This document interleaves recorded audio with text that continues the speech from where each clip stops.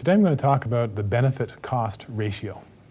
The benefit-cost ratio is used in particular types of projects which are different from the ones that we've looked at in the past. In the past, when we've dealt with a project of some sort, we've done it from the point of view of an individual person or from a company. And for that individual person or company, they spend money and they get savings. Now, not all projects are like that. Many projects are done by governments, where it's not just one party that's paying money, it's the government that's paying money. And it's not one party that's getting benefits, it's a bunch of individual people that get benefits. For example, if you build a new road, it costs the government a few $1 million. But the people that save from building that road are perhaps the companies that can transport their goods a little more cheaply, or the people that live in a place where they use the road to go to and from work, so they can save money on gas because they can take a shorter route than before, and so forth. But the costs and the benefits are to different groups. The costs come from all taxpayers, the benefits perhaps to a smaller group of taxpayers. And so using the kinds of comparison methods we've used before really don't work in this situation.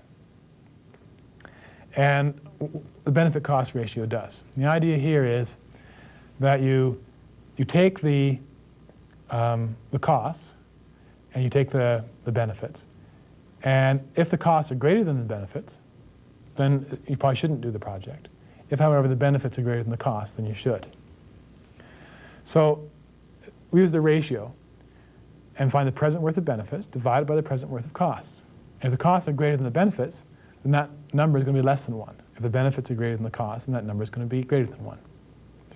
So a benefit-cost ratio greater than 1 is a project we want, and less than 1 project we don't. And of course, the larger it is, the better. We can use the present worth or annual worth. Those, of course, are the same mathematics, since we're dividing by annual worth as well for the annual worth comparison. So this idea is quite simple. It's quite a powerful one, too. Let's look at a case.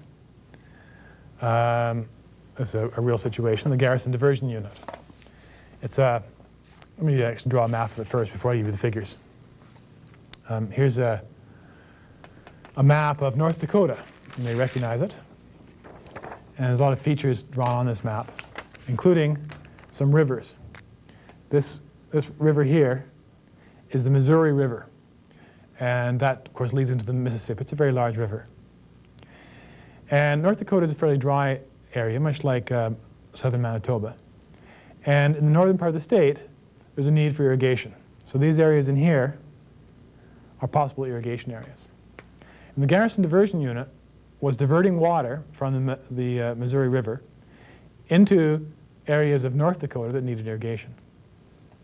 Now, there's a history to this, too. What happened was, in the 50s, early 50s, they built a dam on the Missouri River for flood control here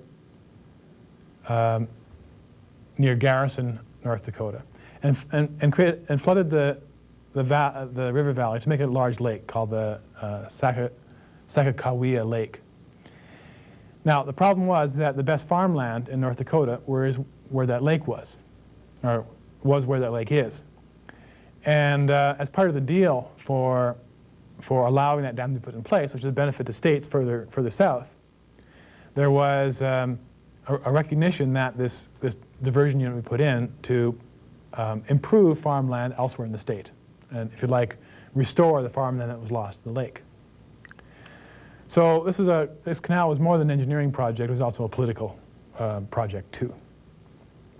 So this project was brought towards before the American Congress with the following numbers associated with it. There's an initial cost of $2 billion to put this diversion unit into place. And we have some benefits from agriculture and recreation and municipal industrial water supply, and reduced unemployment, and some maintenance costs. And we're also given an interest rate. And the question is, should this project be approved? And this is exactly the kind of project that we use the benefit-cost ratio for. And what we want to do is find the present worth of the costs and divide them by the present worth of the benefits, or we could use annual worth. So the present worth of the costs, well, we've got $2 billion, a lot of zeros, plus the $10 million annual maintenance fee. Now this is also kind of project that lasts forever.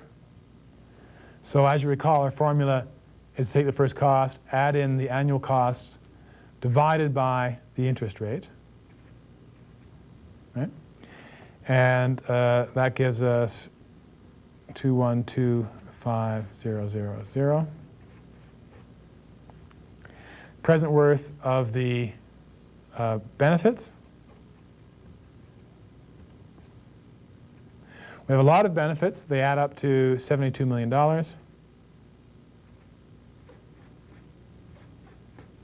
Again, dividing by the interest rate gives us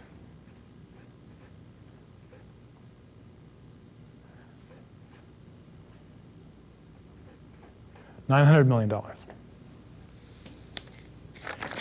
Benefit cost ratio is simply taking these two numbers, the present worth of the cost and the present worth of the benefits, and dividing one by the other.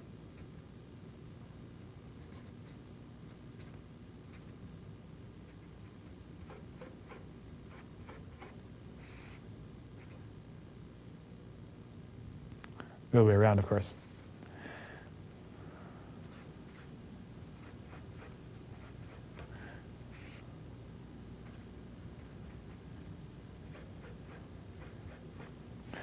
It's the benefits divided by the cost. I initially wrote the cost divided by the benefits. And that calculation works out to be 0.42. Now, 0.42 is less than 1. And as we can see, the costs outweigh the benefits, so that naturally follows. So this project shouldn't go ahead. In fact, it did go ahead. And it was a very difficult situation politically because they had made this promise to put this irrigation system into place. So it was kind of interesting following through. I did this myself, following through the history of this. The project was put towards Congress about 5 or 6 times, each time being thrown out because of this benefit-cost ratio, because it couldn't be justified. But then the political forces were such that it had to be passed. And what eventually happened was that it was passed with a benefit-cost ratio of, in fact, 2.6, I believe it was. And the way that 2.6 benefit-cost ratio it was justified is that for political reasons, they added a benefit. They added a benefit of some $370 million per year of what they actually called in the documents quality of life. But to justify it, they had to add that $370 million per year benefit to give that benefit-cost ratio that was in the realm of that could be justified in Congress. So I guess that's an interesting sidelight. I guess following through on that Garrison Diversion Unit, they spent the $2 billion, and then the project was canceled later because it caused pollution in Canada and became a political problem at an international level instead of a domestic one. But it was interesting because fundamentally the whole thing came down to this benefit-cost ratio. It couldn't be justified on the basis of the actual benefits and costs. They had to make some up, if you like, to get benefit-cost ratio within the realm of something that could be approved. One final point about benefit-cost ratio has to do with the issue of savings. Whenever you have savings, you can always view them as a positive benefit or a negative cost. And in our calculations with present worth or internal rate of return, that it doesn't matter. It all comes out the same. But you can see that with benefit-cost ratio, it's not going to be the same because the benefits are on the numerator and the costs are in the denominator. And if you move some amount of money from one to the other, it's going to change the value. And it does change the value. But what I do want to demonstrate is it won't change the principle of whether the benefit-cost ratio is greater than 1 or less than 1. Remember, 1's the threshold we're looking at. Projects greater than 1 are acceptable, less than 1 are unacceptable. If we look at a benefit, which has 2 parts to it, a benefit plus a savings, divided by a cost being greater than 1, right? And we decide we want to see what would happen if we, instead of added those savings to the benefits, we subtracted from the costs. Well, I can demonstrate that it'll come out to also be greater than 1. For example, if I take this little equation here and I multiply both sides by the cost, I get the benefit plus the savings is greater than the cost. Because the costs are positive, that's not going to change the direction of that sign. If I then subtract the savings off both sides, benefits are greater than the costs minus the savings. And if then I divide both sides by the cost minus the savings,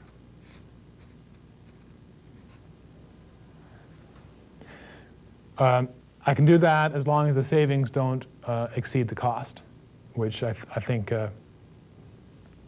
will occur in virtually all cases. Then the ratio, the threshold, the position of that ratio with respect to the threshold will be the same. If the benefits plus the savings divided by the cost was greater than 1, then the benefits divided by the cost minus the savings is going to be equal to 1. Point being, it doesn't matter. It doesn't matter whether you consider the savings as positive benefits or negative costs. As long as, for consistency, if you're comparing alternatives, you're treating those savings the same way among the alternatives. Then it's fair to compare the actual values of that benefit-cost ratio. Thank you.